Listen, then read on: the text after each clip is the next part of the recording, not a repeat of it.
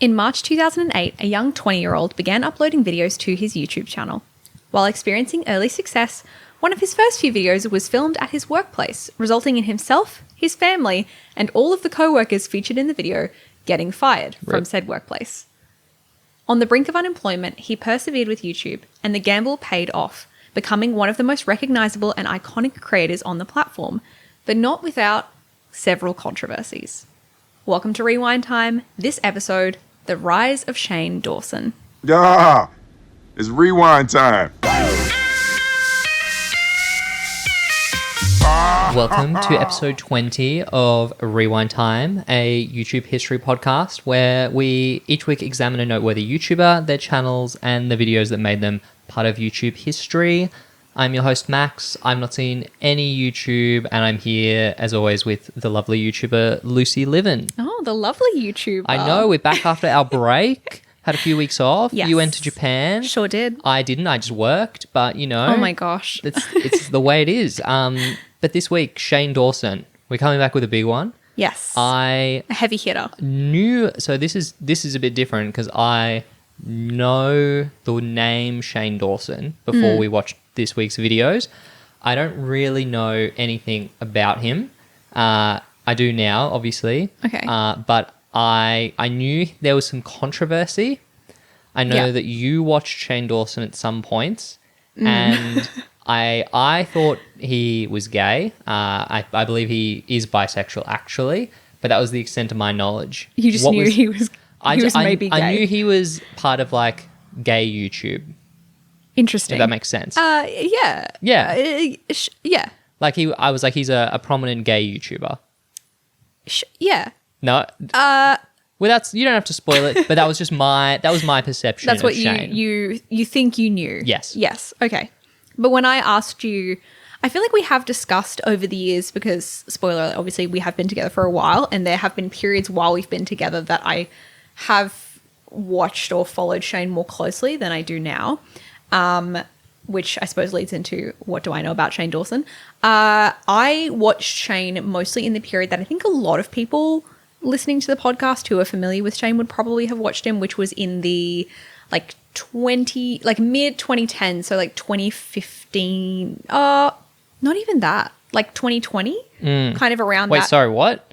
Like, not mid 2010s, sorry, 2020. I suppose it was like 2018 to 2020. Okay. Yeah, so somewhere around there, yep. I believe. Dramageddon might ring a keyword for some of our listeners. The type of content he made around then, I don't want to spoil it for you, but some of the collaborative content he made around then was really big on YouTube at the time. And so I did watch that because he was collaborating with like other big YouTubers. So it was a big wave on the platform. But so I was familiar with Shane Dawson as, again, like he's been a big YouTuber for a long time. He's a long time YouTuber. But I hadn't watched, basically any of the content we're talking about today was not something I watched at the time. And I was familiar of it existing and that being what he did, but I didn't watch it. Yeah, so this video today, The Rise of Shane Dawson, yes. Just given the length of his career, we have decided to split up his episode, basically. Yes. We'll do it in multiple parts. Today, we're just going to be focused on the start of his channel, his initial rise to prominence, and then we'll bookend it with some of his sort of mainstream media crossover, his films, his music, and around 2013, 2014 is where we kind of stop. Yeah. And for, again, listeners who are familiar, I'm trying to walk the line here because I know you don't know what's coming, but listeners who know Shane sort of know. The point that we are stopping at is kind of just before he sort of takes a turn in terms of the genre of content he makes. And I guess like probably a wider change in terms of YouTube, what was popular. But his content does change pretty significantly from the type of content we're watching in this episode and discussing to what he does next. I actually don't think you would be prepared or know what he would be doing next. I will say, I think at some point, does he do like documentaries? Yes, but that's actually later? That's okay. the 2020 kind of stuff. Oh, there's a middle like 5 years where he does something a different era. Something else, yeah. Let's get into it then. We'll start with sort of Shane's background. You know, he, like many of our creators, is he a teen or is he 20 at this point? 2008. He's 20. So he's an 88 he's 20. baby. He's an 88 baby. We had to double check on Wikipedia as I was writing the intro. So he's 20 when he uploads his, or like maybe 19. I don't know. But yeah, he's about 19, 20 when he uploads his first Yeah, YouTube and it's video. on the channel ShaneDawsonTV, which for the early part of his career is the main channel. He is someone who loves multiple channels. He goes on to create several channels, and some of them become main channels in a way. So it is a bit confusing. Yes. But for our purposes, we were mostly watching Shane Dawson TV related videos. which he doesn't upload to anymore. No, well, Yes. the actual, as with many of these YouTubers, a lot of these videos, unfortunately, are privated. Yes. And so I have to say, shout out to the Shane Dawson archivists out there who Yep. have re-uploaded a lot of these videos, because otherwise we would be a bit stuck. But let's get into it. So, ignoring the unfortunately named Hitler High School video that Shane made when he was in high school that is available online, which shows a pre-weight loss Shane Dawson, which is quite interesting. We start our story with Shane. He works at Jenny Craig Yep. with his family, and he starts uploading videos to YouTube, right? There is a video. It's the second episode on Shane Dawson TV, and it starts actually with the Veronicas. So shout out to Yes. Australian legends, the Veronicas. I immediately clocked it when the episode started. I was a Veronica's fan as a child. So It's I something immediately- across all these videos. Actually, Yeah, I'm still a Veronica's fan. I love the Veronicas. the intros are like very like high effort and cool. Like Yeah. Shane puts a lot of effort into doing sort of like set to music, like little montage style openings to all his segments, and it's like, you know, it's just a nice touch. But we go on to him. It's him behind basically, you know, the backstage area of the Jenny Craig. For those that it's like aren't the familiar, office. Jenny Craig is it was like a strip mall business where I think you like sign up to a subscription and they help you lose weight, right? I imagine it's like Weight Watchers, which I think it's like the same thing. But I believe you go in and then you go to like meetings or like you have... Yeah, like it's like AA. an accountability Yeah. sort of thing. I think they give you like a plan and they do weigh-ins. I don't know. Look, guys, if you don't know, Ozempic killed all of these businesses and they're all just gone. I think Eucalyptus just bought Jenny Craig in Australia now. But anyway, so he's behind the scenes. You know, he's got the Smosh haircut, like the long, unstructured 2000s emo boy cut. Very straight. And he does various hijinks with his co-workers behind the scenes at Jenny Craig, right? And it all seems pretty, like, tame, I would say. They're reading excerpts from, like, a biography of someone, I got her name here, Valerie Bertinelli, and it's about her, like, you know, various... Sorry, you want to jump in? I mean, yeah, it's mostly pretty tame. They are... It's the kind of thing where I guess it's like a marker of the time. If you uploaded this of your workplace, like tomorrow, I would be like, you cannot put that on the internet. Like, you obviously will get in trouble. But I think it's like so early internet But and girlies YouTube. do like day in my life in the office now. Yeah, but they're clearly making fun. He makes multiple jokes about... Fatties. Yeah, and that does cross the line. and yeah. also he makes a joke about like the people. He's like, oh, here is my like wall of customers that I've like helped lose weight, and then Yeah. he makes a joke and is like, they all gain the weight back though. Like, this doesn't work. Yeah, that, I agree, is a bit... he is a bit basically too far. saying that his workplace like is a scam or like doesn't Yeah. work. So, I mean, it doesn't take a rocket scientist to spoiler alert. Potentially look at that and be like, I wouldn't want my workplace to see this because I would like definitely get in trouble. And I think it's a sensitive subject matter as well. I think if you worked at like Hot Topic or like, you know, McDonald's or something like that, you wouldn't, the space to maybe be that, you know. Yeah, in hindsight, when your business is founded on helping people lose weight, making comments critical of your customers' weight is probably... you can't come back from that. Yeah, probably not. Because, yeah, as you mentioned, we'll skip ahead. By episode 6 of Shane Dawson TV, Shane is doing a webcam style piece to camera where he's like, unfortunately, I have lost my job. And also my mother who works at Jenny Craig and my brother who works at Jenny Craig have all lost their jobs because they participated in this video. Yeah. And Jenny Craig basically fired everyone that was on camera. Yeah. But then it goes on and Shane is kind of defiant and he says this line because I was like, this is actually incredibly cool. He's like, when I get famous, I'll tell everyone I lost weight with, I want to say it's a Nutrisystem. Yeah, Nutrisystem. Which is like a competitor. I think, important lore here, and I do think it's important because it does come back through Shane's videos and he does, I think, discuss it more in depth later on down the track. It's key Shane lore is that Shane lost a lot of weight. That's, I mean, we sort of referred to it, but I think it's important to mention that Shane in like high school, you know, and then lost a lot of weight. Yeah. And yeah, you'll see that come back as I would say like a recurring theme or like core piece of Shane's lore / identity. There's a lot of self-deprecating comedy Yeah. in these videos, and I would say that the weight is certainly one of them. Sexuality, because at this point Shane Dawson is straight essentially. Yes. But there is a huge amount of use of the F slur, use of gay pejoratives, Referring people to are being himself like, as gay? Yeah. much kind of in a vein like Bo Bo Burnham, Burnham, but but naturally not. it's very different in that Shane Dawson is someone who is, I believe, bisexual and I believe is married to a man, right? Yes. Yeah, That's not okay. a spoiler if you know that. No, Yeah. It's not. So yeah, that's kind of interesting. But so he does that video. He's like, I'm gonna get famous. He of course does become famous. So Yeah. very cool in hindsight. Do you want to do like an aura edit of that on TikTok? It would actually be sick. But anyway, before he's fired, we watched some of these other early Shane Dawson TV episodes that we could find.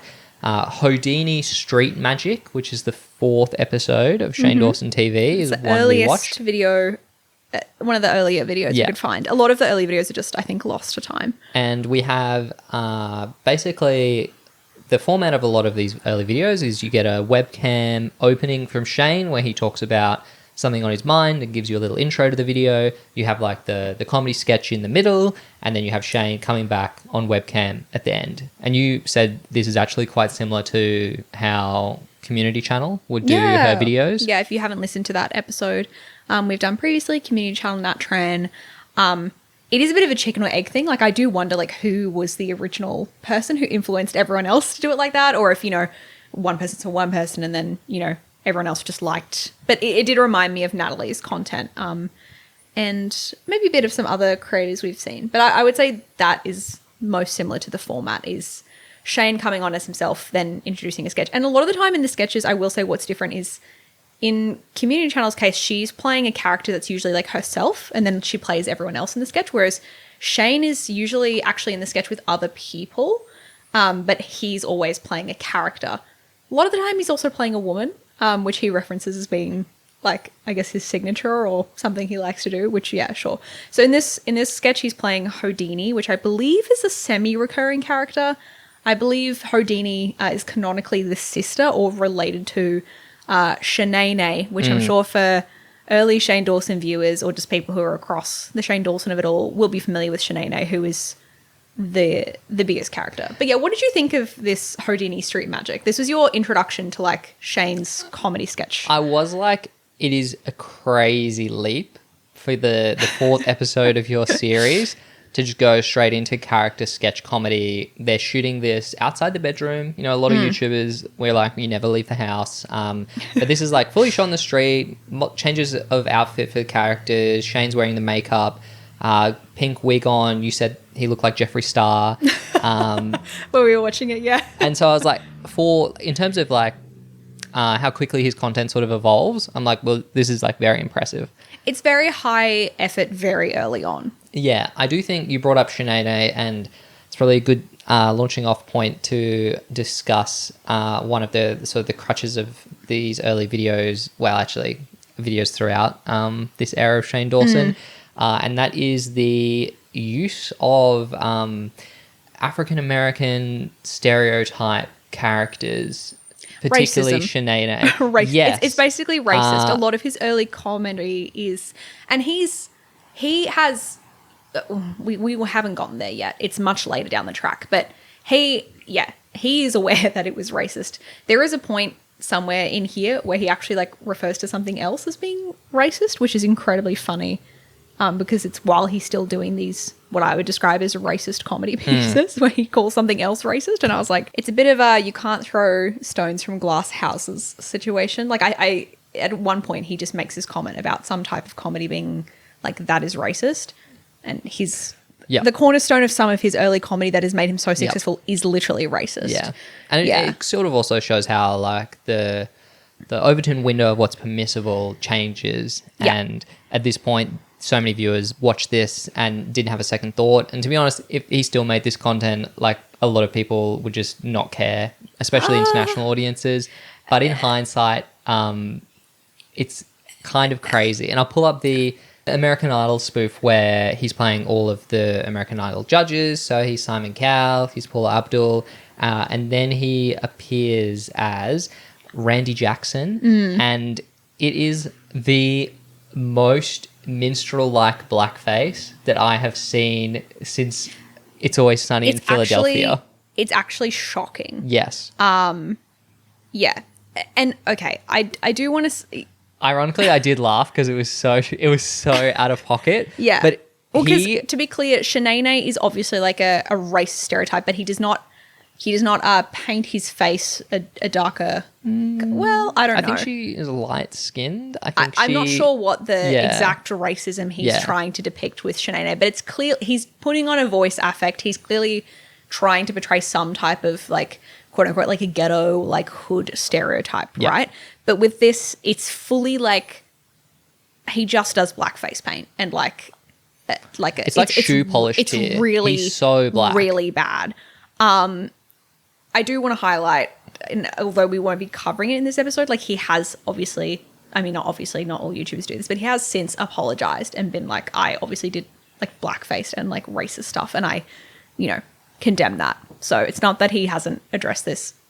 It was sort of a broad addressing, but he has since, and obviously this content is private and you cannot easily, well, I mean, it's actually pretty easy for us to find, but you know what I mean? It's not, he doesn't stand by this content anymore. So I think that is worth, I don't know, not my apology to I accept. Also, watching these videos, I don't get the sense that he did this maliciously. I do think he is, like many YouTubers, just someone who is like, they are propelled into stardom and they follow their comedic instincts and they just don't have like the education that, that even we are like privileged enough to have so that we can point to these things and be like, well, fair. I would never do that. Yeah. They're just instant celebrities at like 20 years old. I think there's also something worth saying about YouTube being like, unlike a television show or a movie, it only passes through one set of hands. Like he is the one filming these videos, making them, uploading them, like editing, uploading them. There's no one, there's not necessarily those checks and balances. In saying all of that though, obviously it's racist. Yeah. It's not. I'm not going to stand by this and be like, this is art, because it's not. It's also not particularly funny. No, it's not funny at all. It's not good. But now that we've got the blackface elephant out of one of the many controversies, but the main one in this section. Yeah, let's get into the comedy of it all.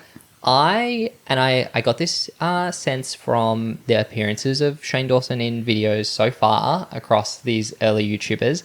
I think Shane Dawson is pretty funny. You said to me, and particularly there's an early video he does, which is and we'll talk more about the music videos, but there in particular is like a Sarah Palin music video where he is dressing up as Sarah Palin, and that is an example where I'm like, you can do that caricature all day. That's just a white woman. Go for it, Shane. Very funny.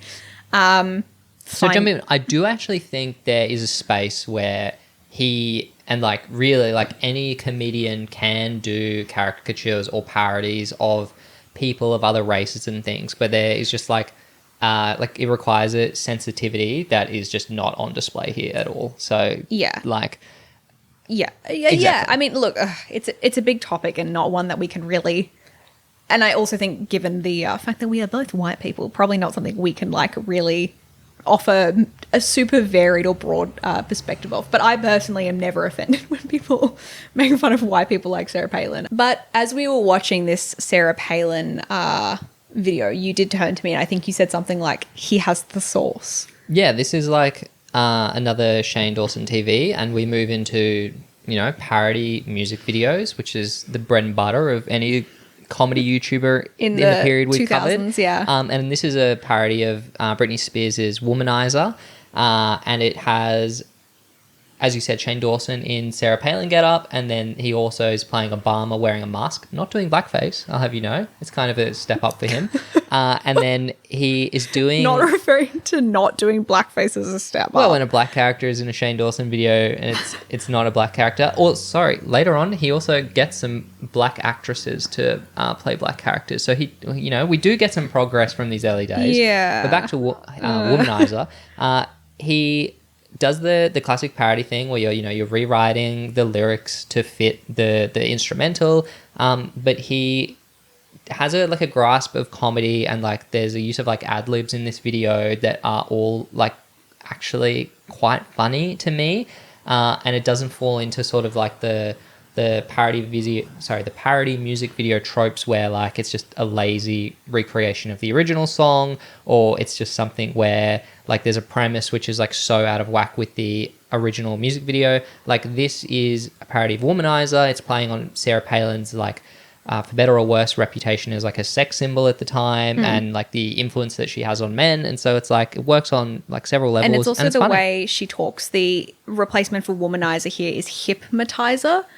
So like the mispronunciation of the word hypnotizer, and she is speaking about like how Barack Obama is like a dangerous person because he is like learned and uses big words, and that should be scary to us. Yeah, the bridge is he says, you think he's smart, you think he's swell, then he turns into the devil, which is the Palin voice, and I was like, you know, he's it's funny. I'm sorry. Yeah, this one I was one of the ones that I thought was stronger.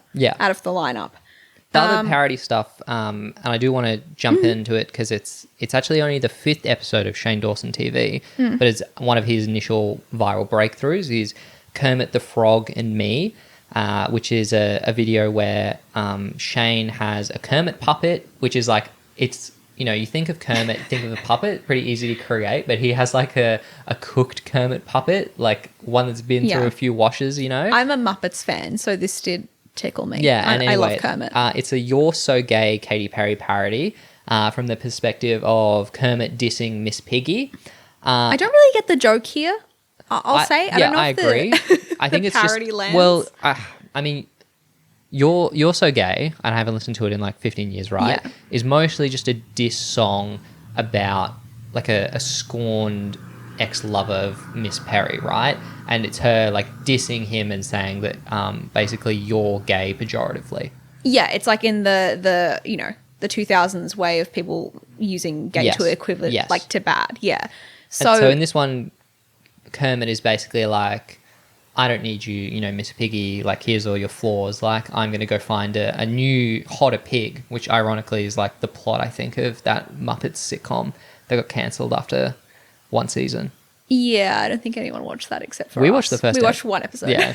But the funniest bit of this is the effort put into not only the Kermit puppet, but there's a Miss Piggy puppet and like a full like Muppet style set. Like there's like a little bedroom, like it's like a little apartment set, which is again really high effort.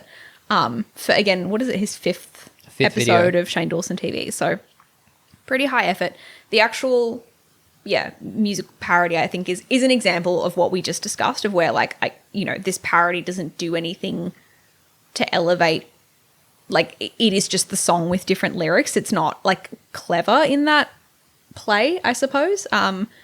But I was really surprised. I didn't know that this was like what his really early content was like. But yeah, it was interesting. It wasn't amazing. It wasn't a banger for me, but I can appreciate the effort that went in to, especially someone who's like really just starting out on YouTube. You can see that Shane, and he discusses this, later on, but he always wanted to be a director or something, and you can see his like passion, I guess, for creativity in that aspect. He's throwing stuff over the wall. Very early YouTube classic. There are many parody music videos, and they all hit the same points that the other YouTubers we did. So Miley Cyrus, Taylor Swift, Lady Gaga. There's not really much to say, in my opinion, about these. I will say that there's some frequent collaborators that appear in these videos with Shane. Joe Nation is one of them. Brittany, do you remember Brittany, her deal?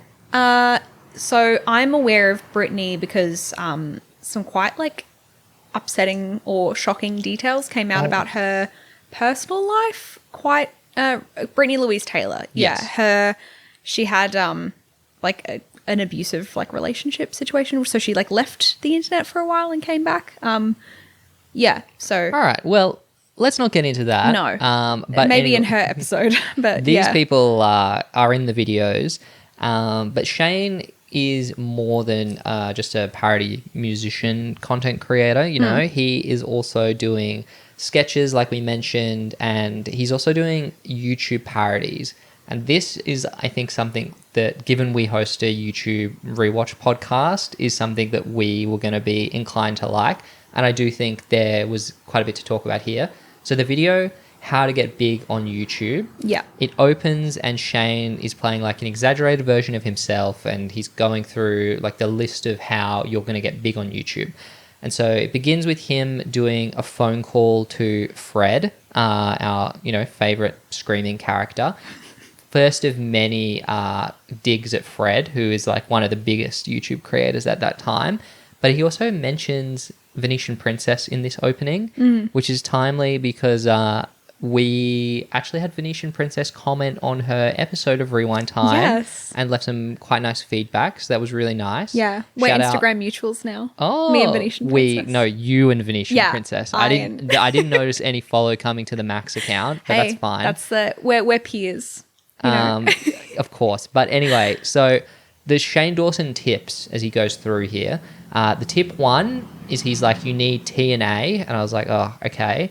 But it's actually, he goes, it's titties and accents as opposed to titties and ass. And I do think looking at some of the successful YouTubers, there's an affinity for Australian and or especially British YouTubers at the time. So the accent is something that is seemingly important. The second tip is a collab with a big YouTuber, and he calls Michael Buckley, who we know from YouTube Live. Yeah. And the Buckley character is like, don't call me Shane Dawson. Like, who is this? I don't know who you are. And Shane really plays up the I want to be with you, Michael angle. It's another example of the gay humor in this early part of his career. Michael Buckley also, I believe, is gay at that point. Yeah, he's also openly gay. Yeah. So it's interesting. And, you kept asking me throughout our watch, because obviously we don't watch every single video. It's kind of impossible to do that on a weekly basis for this podcast. But you did keep turning to me and just being like, is he gay yet? Not like, is he gay yet, but like, is he openly gay at this point? Because we sort of jumped through time a little bit, but no. You were basically like, no. And then you were like, no, this girl in some of these videos is his girlfriend. Yeah. You want to talk about, it's Lisa, right? Lisa Nova Lizbug. Okay. Yeah, they were together for a period of time. I think I started watching him. I must have started watching Shane, or at least like becoming more familiar with his content, or like watching him from time to time in like before 2014. It must have been around then that I started, but I don't really remember watching any Shane Dawson content until like the mid 2010s. So yeah, but Lisa is his girlfriend, and like they're publicly together, and his fans are aware that they are together. It's not like a secret, from my understanding.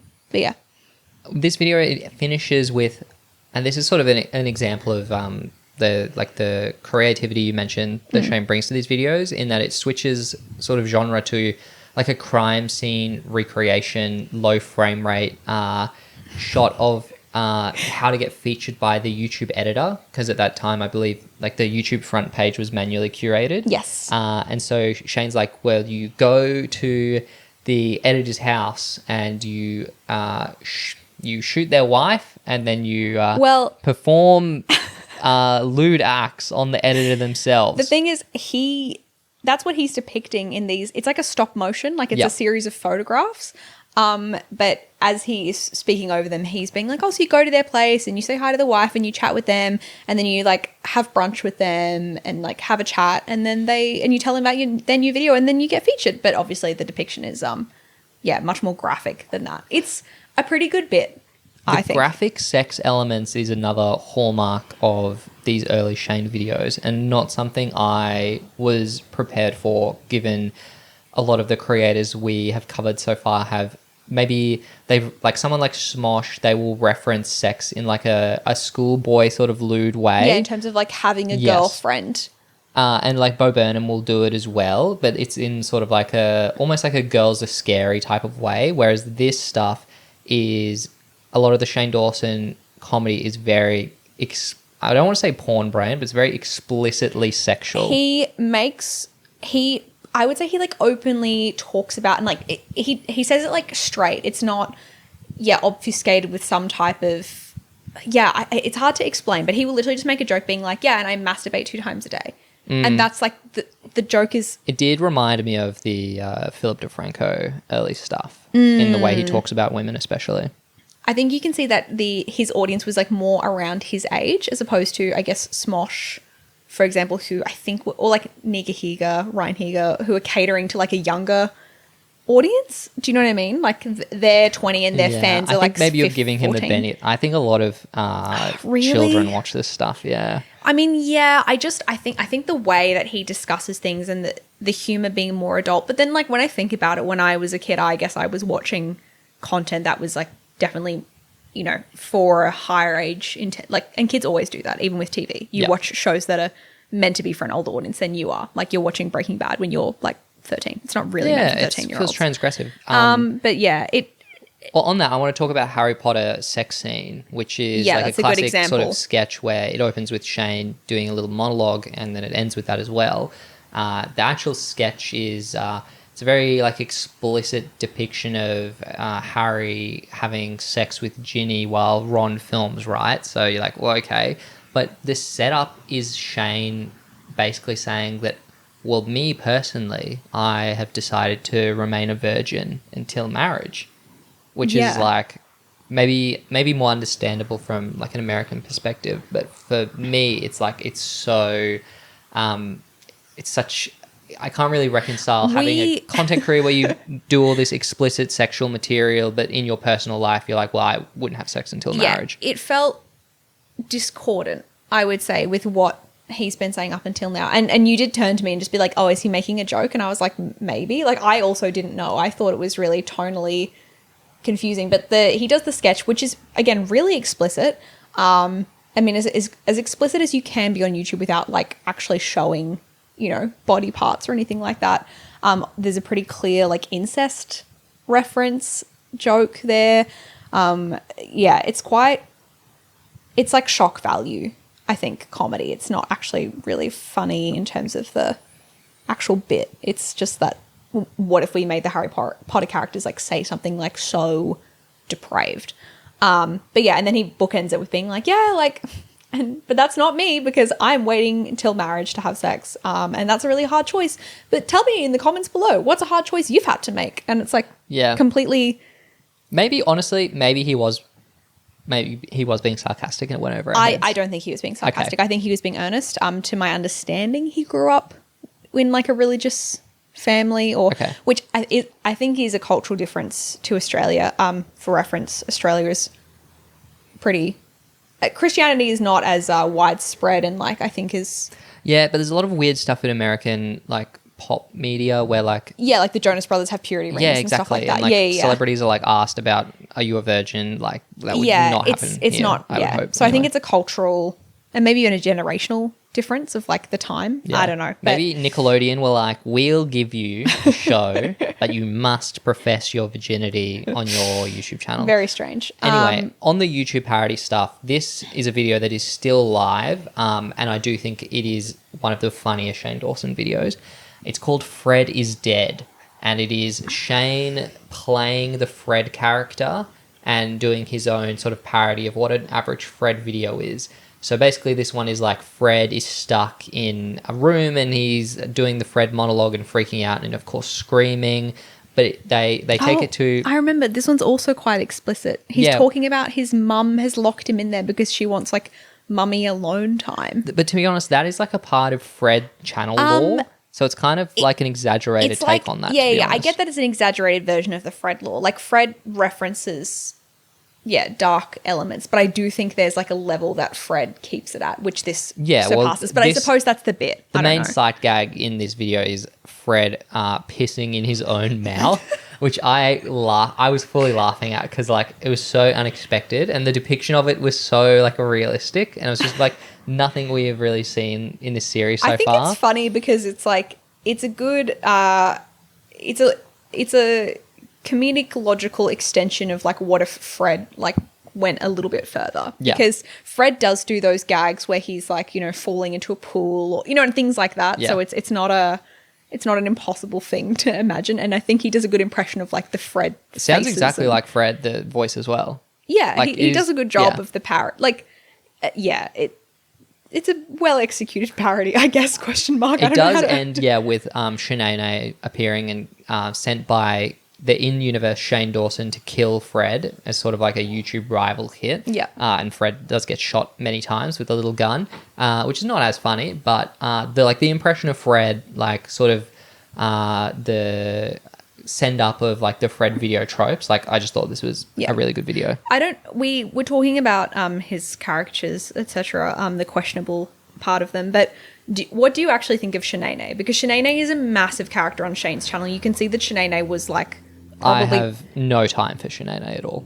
Yeah, it's not for me. It's generally, and I think you see there is a lot more writing about, especially when he released his film, Too Much, about how like the ethnic stereotyping in the comedy is like so prominent that it sort of like ruins any enjoyment, or it like overshadows the jokes. Yeah, there's a reliance on this comedy, quote unquote, because it's not funny, that I think if it was a part of his comedy, I don't know how to put this, if he like did it occasionally, you would be like, that's like not tasteful, but you can still see how he might have other comedy chops. But he clearly like relies on this, and this is like solely what he maybe believes makes him funny to his, I don't know, maybe is that unfair? Well, Shenaynay is popular enough that we see like the Shenaynay show, we see many Shenaynay videos, so I think the views must have shown that Shenaynay was the like Shane Dawson character, like not like Fred took over the whole Fred channel, but like there was a lot of Shenaynay content. It would be, it's your, as I call it, it's like, it's your banger. It's the one where in between your experimental content or your risky videos, you know that you can always bank on Shenaynay to bring the views back. And like the comedy, even in like sort of mainstream culture at the time, you look at something like Borat, and I don't think this is worlds away from what Sacha Baron Cohen does, but I just think that he, I believe, is like an Oxford graduate, and so is taking a more intellectual approach to this stuff. But a lot of the criticism that people level at him is the stuff that people level at, Sacha Baron Cohen, Shane Dawson. Everything aside, Borat as a movie is comical. Oh, it's a banger, bro. Yeah, okay. It's classic. I was like, so funny. I think it's pretty funny. Like, not everything hits, but there's stuff to laugh at. But whereas I would not watch a Shenaynay movie. No. Do you know what I mean? Well, I think that like there is a without getting really bogged down into the why the jokes are funny, in in Borat, the comedy where it's about primarily things like anti-Semitism is obviously you're watching it knowing that Sacha Baron Cohen is a Jew, and so there is like an understanding of how he's making these jokes and like who's being targeted and like what the audience is laughing at, and he's getting people to like share these views and he doesn't endorse them, whereas like you don't, like Shane Dawson, like you have got no idea what his opinions or it would be what different his political views are, if you like, and there are like and even some people who he collaborates with in some of these videos where they are black creators and they're playing the characters, and I'm like, I feel they are more equipped to make these jokes and like, have that conversation than Shane is. It's not clear that he is he's not punching up in these comedy jokes. So it's not very funny. I'll pull us back. So YouTube parodies, there's two more. Very briefly, he does a video, I believe, in character as Shenaynay, and it's a riff on the Carl's Jr. Is it the Portobello mushroom burger? The Carl's Jr. Portobello mushroom burger. One of my favorite pieces of like early YouTube lore. If you've listened to the podcast previous episodes, we talk about, but basically every early YouTuber who was like commercially friendly, which to be fair, actually we didn't see any sponsorship. Oh, we saw one actually right at the end of our watch, but Shane does not get any sponsorships, and I think it's pretty clear as to why. His content's pretty X-rated for YouTube anyway. Yep. But all of these YouTubers who were popular at the time did a promotion, like did a sponsored video, and this was like early YouTube where sponsorships and videos were like not really a thing, but they all did a video about the Carl's Jr. Portobello mushroom burger. Some more successful, I would say, in being pieces of content than others. Some of them just read very weird because they're like dedicated videos about the Portobello mushroom burger, and it's just some of them are very clumsily integrated, I would say. And it's very funny because it pops up like all through these early YouTubers. It tickles me as an advertising girly. Yeah, we get some little roasts of Ryan Heger. He calls Smosh Smoosh. And he does like riff on his own appearance because he's like, oh, those boys have the same hair as that Shane Dawson, which is true. Especially, I think Anthony, the hair is very much like Shane's. Yeah. And then he also shout out to Ijustine. There's a mention of her here. But then the only other thing of note from these parodies is there's a video called Talking Fruit from Hell, which from the thumbnail you're like, well, it's an annoying orange like send up. Your favorite. But it very oddly opens with maybe like a 2.5 minute like horror parody where like Freddy Krueger is played by Shenaynay, and they, subject a woman to some Freddy Krueger style torture. And you're like, well, is the annoying orange going to appear? Like, what's the deal? And then no, it just like ends, and then Shane does his little webcam bit. And then he does some bits with his version of the annoying orange character who he's parodying. And there is a bit of like spooky annoying orange in this parody, which if you've listened to the episode we did on the annoying orange channel really does take a turn to the spooky and sort of ends up looking and creating content that looks like this Shane Dawson parody from like 2010. There's a lot of, I feel like, and just probably by the volume of content that Shane made, there's like hundreds of early Shane Dawson videos. There's a lot of like, I don't know, accidental predictions. Like in that early video, the character with the pink wig looking like Jeffree Star. We know in the very first Shane Dawson video, Hitler High School, they play Kanye West music as their backing track. Yeah, they do. And it's like... And they're, making a reference. Yeah, and obviously recent Kanye developments. Music, yeah. Yeah, it feels... There's quite a few things of that happening. And I guess it is just a case of hindsight. But yeah, a few spooky situations when you look back at Shane Dawson where he's like, again, talking about becoming famous and like talking about all these things that are going to happen. He talks about the fact that, he kind of gives off a gay vibe, but he's not. And then, so, I mean, that one, I think the call was coming from inside the house, but. We get a viewer interaction series, which is called Viewer Orgy Time. Yeah. And it's sort of like Shane he's doing Q&As across all his social media. So like good for him for building the empire, but it's like, he's got tweet responses. He's got Facebook responses. He's got like 8 different platforms that he talks about. Message me on MySpace. But it's really like it's also again it's reminiscent of sort of the Philly D school of discussing female celebrities, where they're obviously like insanely critical of people like Miley Cyrus, who's a child.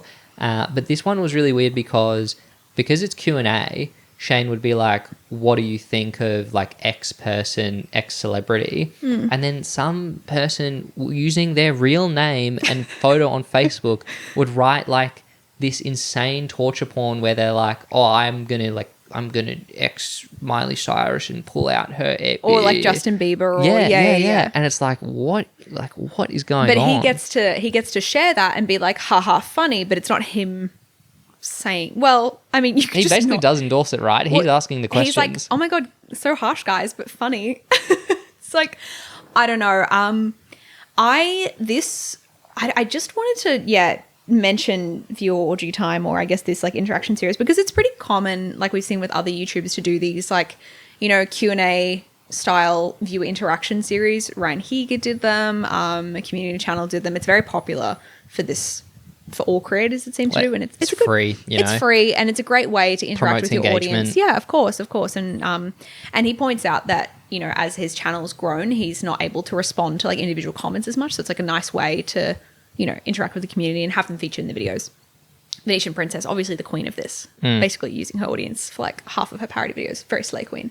But I feel like it's very representative of, again, what we were talking about, like the window of acceptable like interaction, or, you know, what we consider to be okay. This was clearly considered to be okay and like fun, normal viewer interaction at the time. But now if you saw like an adult man... Although, have you been on IG Reel comments recently? No, but like it's I think it's different when you're like a celebrity or something. Like if you think about like social media influencers, inviting them to, you know, say, what's the craziest, like, I want you guys to tell me the craziest thing you've ever done, and like, you know what I mean? Like it's asking people to divulge. Like, you couldn't do this and still be part of like the YouTube creator like network invited to events. Yes. Like you would be really on the outskirts of acceptability. I think that's what I'm getting at. And I think it I saw some discussion, I didn't delve deep into it, but someone was talking about like, because Shane is kind of like emo scene adjacent. Yeah, okay. And someone was talking about how that scene on the internet in particular had a pretty like, I guess like a bit of a, like an adult vibe, even if it was a lot of like kids and teenagers on like the websites. I think you could apply that to all of the internet and every subculture, but it was interesting how I think someone had a video essay about it. I mean, talking about it, the outro to this series is done by a guy called Onision, which I don't know anything about, but your reaction kind of... When I saw him pop up, I was like, no way. We can't get into it. But Onision is an extremely controversial figure. He is, I believe, accused of, or at least allegedly accused of doing... Of crimes. Let's leave it at that. Yeah. Yes, crimes. But Onision was also another YouTuber who clearly at one point was a Shane collaborator. Yep. A very similar vibe to Shane at the time. Like you could watch this and if you didn't know it was him, you would think it's just Shane because of the stylizing of the graphics. But even the actual song is very explicit, don't you think? For... again, like a potential child audience. Not to be like such a, you know... The song? The actual song, the like intro to Viewer Orgy Time. It's like, grab your condoms, like... Oh. Did you not hear it? I watched it, but I just didn't... It was like insane. Okay. The ending was something like wash your thighs or something like that because it's like over. Oh, yeah, okay. it's really creepy vibes. Yeah, jeez. It's a lot. Especially because then he's like... thank you to like this person who's, and like the icon is like clearly a child. I don't know. It's just, it clearly was quote unquote like okay or like not a big deal at the time. And again, what you're saying with the Philly D vibes, but yeah, that would not pass now, or at least people would be heavily side-eyeing a creator who did that type of content, but people don't really do it, I guess. Yeah, and it's interesting because we have that level of like explicitness before we immediately move into a sort of Shane Dawson entering the mainstream period. Yeah. Where I want to talk about first his original music, but we'll also be talking about his original movies. So Shane uploads his first music video. It's called Superluv, and it is like Shane Dawson as sort of like a, you know, classic emo school setup where the girl is with the, you know, you said it was You Belong With Me, but for boys, the Taylor Swift song. Yeah, for like emo boys. Yeah, so like the girl, he's a nice guy and the girl's dating a jock. He's got really ugly streaks in his hair that have cut in by the... They look really bad. Of course, he gets the girl by the end. But the song, right? So it's like... Have no fear. Dun, dun, dun, dun. It was a trend on TikTok for a bit. Okay. This shocked me. But all of the Shane Dawson original music... Here we go. It is all actually quite fine. It's quite listenable. And I actually found myself sort of like last night, like singing along unknowingly because the hook was stuck in my head. Like, and it's very much like this first song, Superluv, sounds exactly like the 2000s, like pop, EDM, emo bands. Yeah, like Panic at the Disco. Exactly. Type of vibe. Like the Don't Trust a Hoe guys, like 3OH. Yeah, those guys. But like I was like, I looked into the producers and it's all like Nickelodeon, like Kids Bop, sort of like those guys. But I mean, you say that, but you know, Kenny Ortega directed High School Musical, and that's got some bangers. So we can't. Yeah, I know. I mean, like, I feel like he went on to do bigger and better things. Like he was destined for it. Descendants. But no one on these tracks has blue Wikipedia links.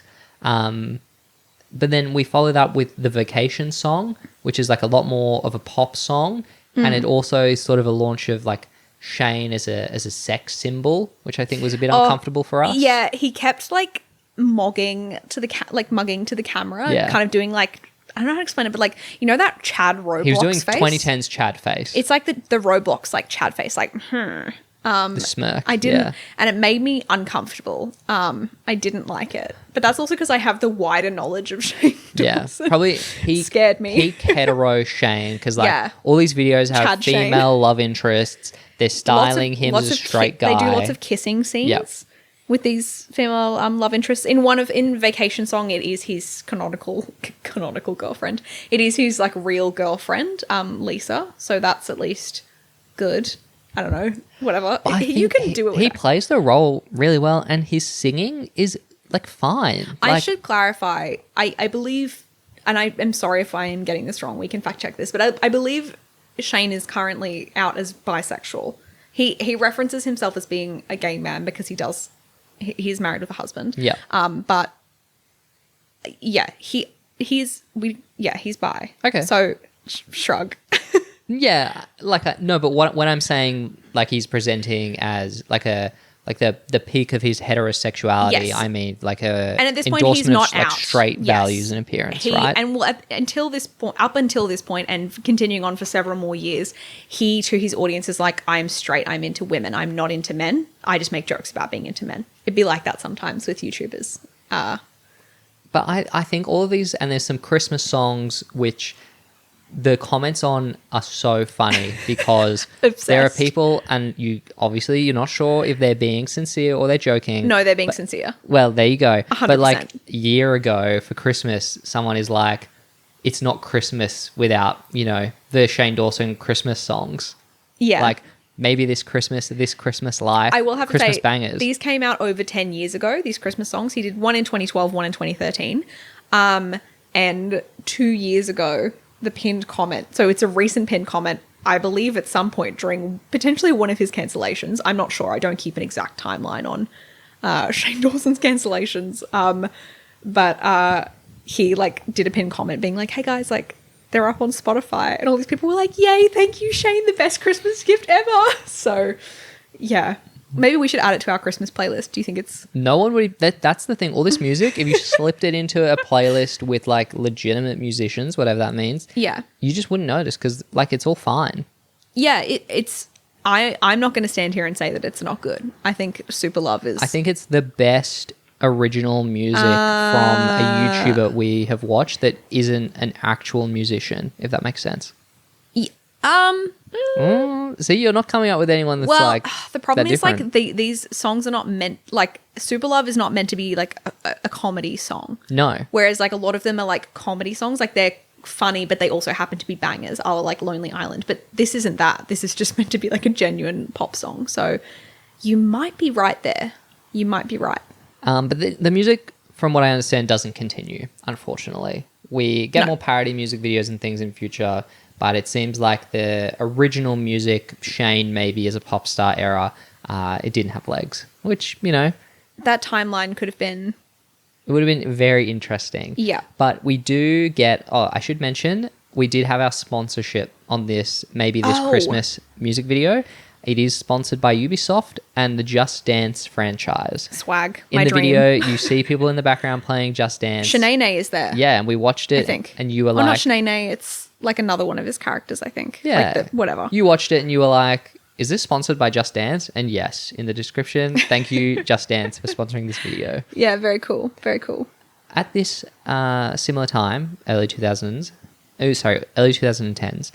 Shane competes on the reality show The Chair.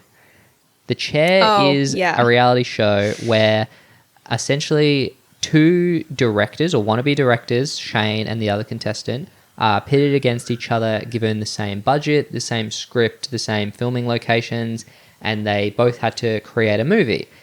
Shane created a movie called Not Cool, and the other girl, she released her competitive film. That film has a pretty good reception. Like, it's a low budget indie, it's a coming of age film, it is what it is. But Shane's film, Not Cool, naturally it was a YouTuber movie and it was directed by Shane Dawson, so it's quite different. You have seen Not Cool. I have. I've seen the I've Shane only Dawson seen the trailer. movie. Yeah. From the trailer, there are two gags that I remember. One is involves a glory hole, and the other involves a woman trying to, it seems, rob a store of a watermelon. And she puts it up her shirt, and so then everyone thinks she's pregnant, and she of course trips and smashes the watermelon, and they're all like, "Oh my god, she's had a miscarriage." There's no way that's in the script of the other movie. No. So it's very interesting how he bent the rules of this. But you've seen the film, so tell us what you thought. Yeah, I mean, I think at the time I watched it, I was probably a teenager or a child, and so I even remember even then. And this probably would have been in my era where I was watching Shane and then became aware that he had a movie from a few years ago. And I was like, oh yeah, why not? It's 90 minutes. I think I found it for free online, of course. And I was like, why not? I believe at the time I didn't have the highest opinion of it. I remember thinking most people will not think this is a good movie. But if you like Shane or if you like Drew Monson mentioned, which I love Drew Monson. I really like Drew Monson, and he's in the movie, and is a delight. Look, I don't think anyone would think this is a good movie. Well, but it's is it a good one? Sorry, the Metacritic of the score is a average of 1 out of 100, making it one of the worst reviewed films of all time. I'm not going to go into bat and say that it deserves a high rating or even an average, mediocre rating. I do think it might get a bit more because I think it's fun to be like people, rated the Smosh movie and the Fred movie and just be like, this movie's bad because YouTubers are not real media. Of course, yeah. So there's that. But I think if I watched it again now, I do think my rating would be a 2 out of 5 or less. Okay, that's brave. We should maybe consider putting it on. I was thinking we should do it as an episode potentially because I think it's worth discussing. Please let us know in the comments if you think doing Not Cool would be episode. I also actually think that watching The Chair would be really interesting. I'm not committing to watching The Chair. So Zachary Quinto is one of the judges on The Chair, and part of the deal of The Chair was that, he was going to be, I believe, an executive producer or something, credited on the film. And apparently Zachary Quinto, I believe it was a vote as to who wins. And so Shane obviously won because it was a vote with the public. Online. Yeah. So she never really stood a chance, to be fair. He has millions of subscribers at this point. When he won, he had 12.6 million subscribers across his channels. Yeah. So that's an insanely unfair thing to do. But so Zachary Quinto was so annoyed and thought Shane's movie was so bad that he asked for his name to be removed from the credits, even though that was part of the whole thing. So there's and apparently there's drama in the TV show where Zachary Quinto is actively being Shane sucks and I hate him. So Shane and Zachary Quinto have canonical beef. I've got it on the Wikipedia summary for The Chair. They have a brief thing of the judges on the show, their comments. So the Chris Moore, who is the producer, and he's done a bunch of producing for films like Good Will Hunting. He was Dawson's film won, but it was more mainstream. So I think he, that is true. But then Zachary Quinto, he says, quote, he says that the film is, a quote, utterly a vapid waste of time, close quote. And then he said, but he was glad Shane won. He set out to do what he wanted to do. Yeah, So, he made a film that would have appealed to his audience. And I believe that from having seen the film. It is, if you like the humor of Shane's sketches, the film is just more of that, but with more budget and like a very, I would say typical, like rom-com-y kind of, you know, coming of age type plot. Like the actual plot of the movie, and I assume of both of them, like the original screenplay is very like generic. It looked really like quite a bit like Chris Lilly's work. If you're familiar with Australian it's comic not meant Chris to be. Lilly, because he's playing Shenaynay in the movie, right? That's very much like Jamae. I don't think it's Shenaynay. I think it's just another blonde wig character. Are you? Okay. Yeah, I'm pretty sure because to me it looked a lot like he has like a valley girl. it was Shane Dawson in drag, right? So it's like Chris Lilly coded. Yeah, I get what you mean, but I mean that's like a portion of the movie. The main portion is around this like female main character who's not Shane. She's the lead, and yeah, if you took all the Shane Dawsonisms out of it, it would be akin to like any like teen college, like a Netflix movie. It's actually really similar to like those by the numbers types of like Netflix I'm going home for the holidays type movies. It's actually exactly like that. But then what if you sliced it with a Shane Dawson sketch? So a Netflix movie, I would say, is like a 2 out of 5 on like a good day. You know what I mean? Like some of those cheaper, you know what I mean? You know what I mean? Look, this movie has its defenders on Letterboxd, as we saw. It's mainly just IV woke. Yeah, well... who repeatedly watches and rates it 5 stars. Maybe you'll feel the same. So maybe we should watch it for an episode. I think, you know, it's a tight 90. No way, bro. Yeah, come on. Okay. It could be a good episode. Anyway, let us know in the comments if you think we should watch Not Cool. I mean, or I suppose if you should watch Not Cool and I should revisit it with my adult brain. That brings us to what we've picked as the sort of the initial peak of Shane Dawsonisms. Yeah. He's won this channel, he's directed a movie, he has a very successful YouTube empire, he's doing original music, and no one is really paying much attention to, you know, the shadier side of his comedic output. From what I can tell, there's been no cancellation yet. He's just one of the big YouTubers among other people we've covered, like Ryan Higa, like Smosh, like iJustine. He's one of the gang. Yep. No YouTube Live, though, which I thought was quite interesting. Yeah, I wonder if even for YouTube, while they...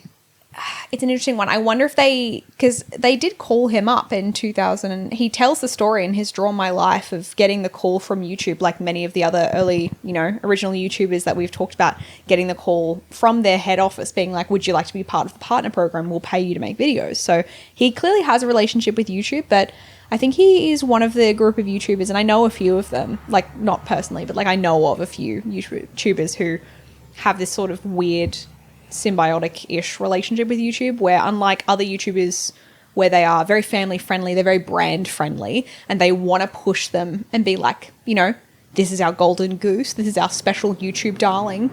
They can't really do that with Shane if they want to legitimize YouTube as, you know, put it up there with mainstream media. Like, I'm going to pick Bethany Moda to be my YouTube advertisement over Shane Dawson if I'm a, you know, an exec at YouTube or Google, really, you know?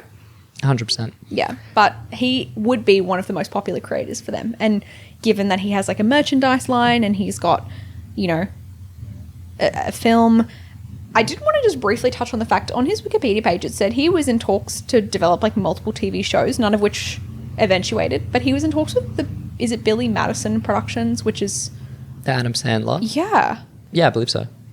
Yeah, so he, at this point, kind of around the time when Not Cool came out, he was working with a lot of big, you know, Hollywood companies in terms and talking about developing like a sitcom. But yeah, it just didn't come to fruition. And I'm not quite sure. Yeah, I believe he sold a script to NBC about his experience working at Jenny Craig. Yeah, it would be like I imagine like Superstore, that TV show, something like that. But yeah, didn't happen. Yeah, I think it's just a case of like, you know, studios buy a lot of scripts and not a lot of them come to fruition for whatever reason, but probably a good earner for Shane, you know, he's doing all right.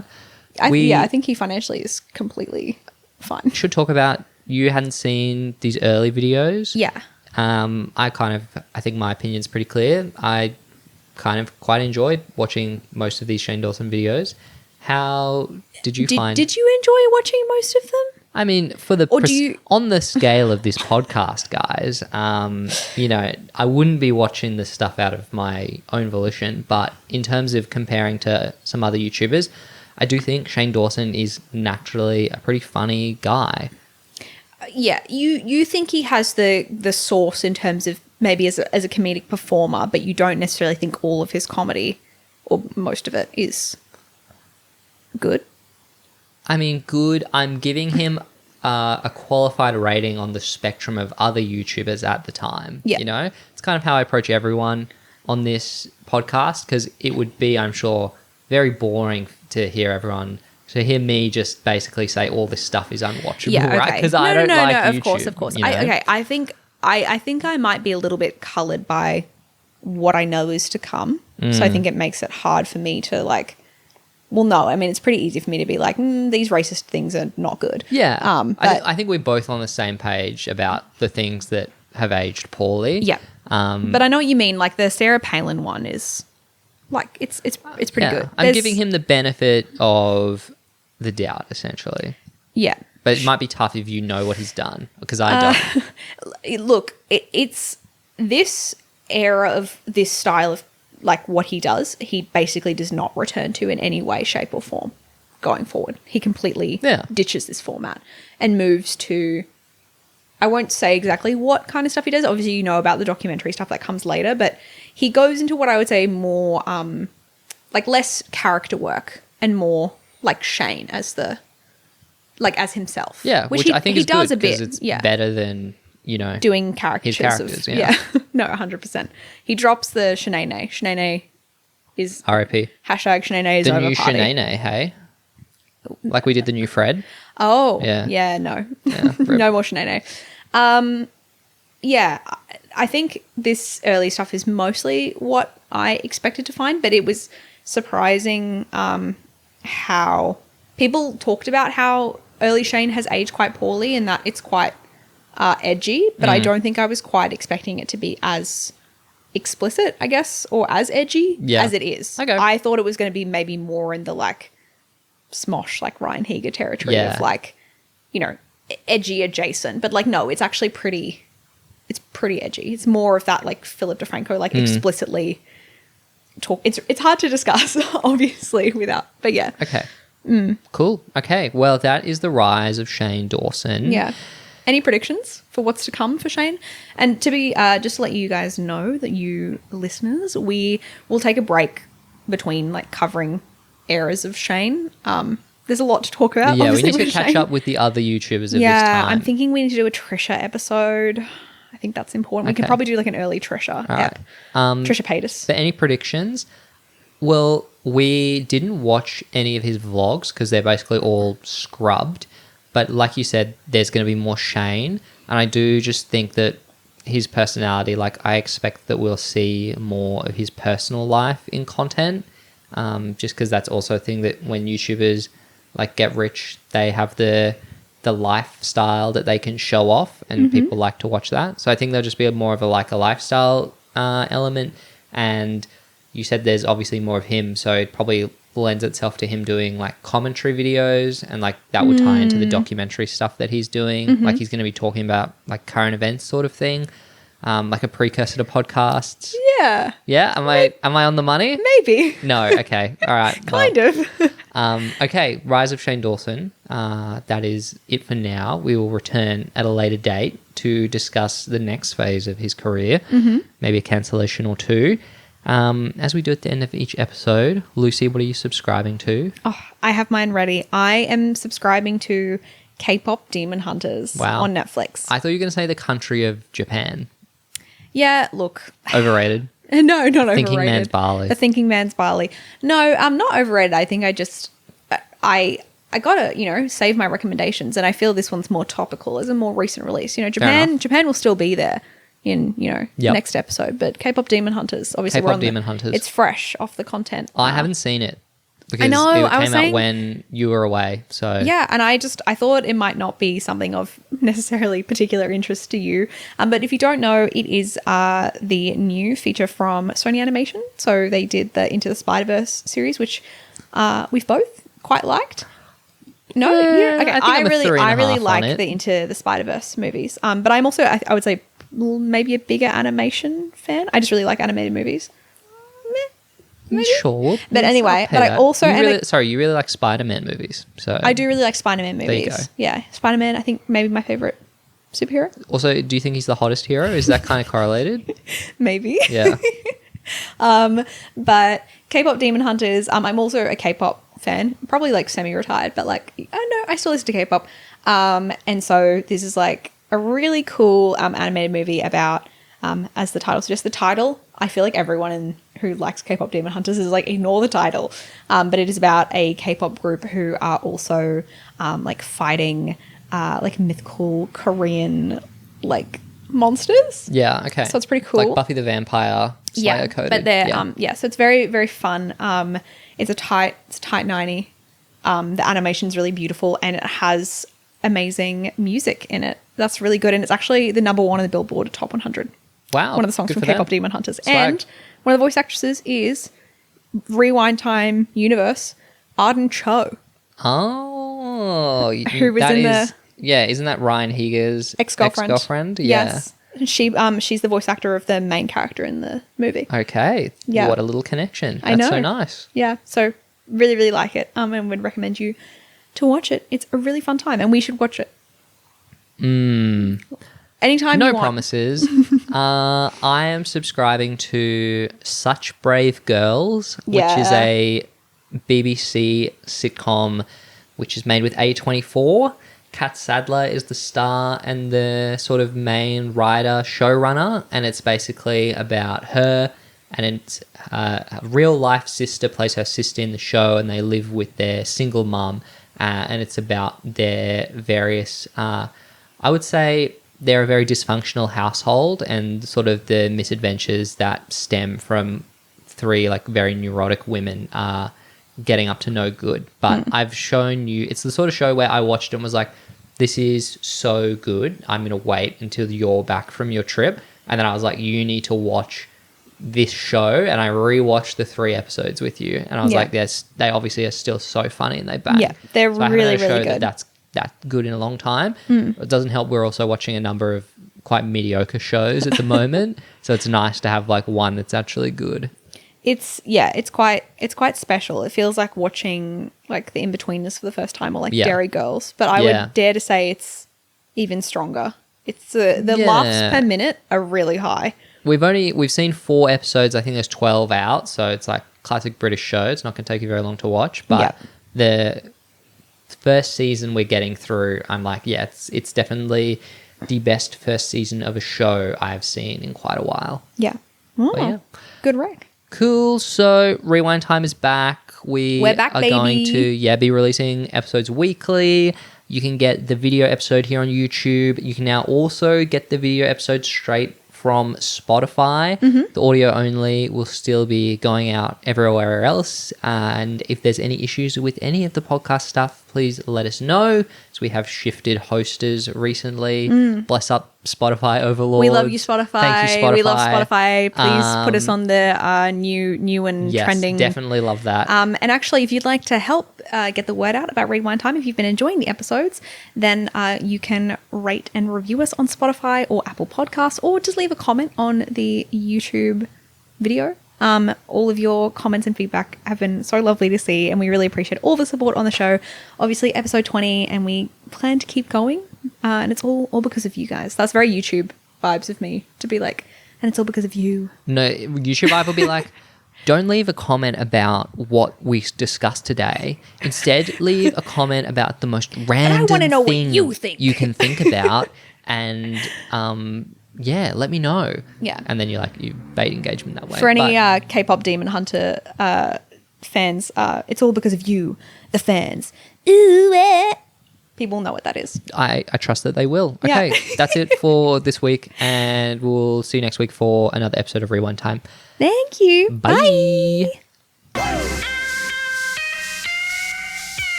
Ah, oh, that's hot. That's hot.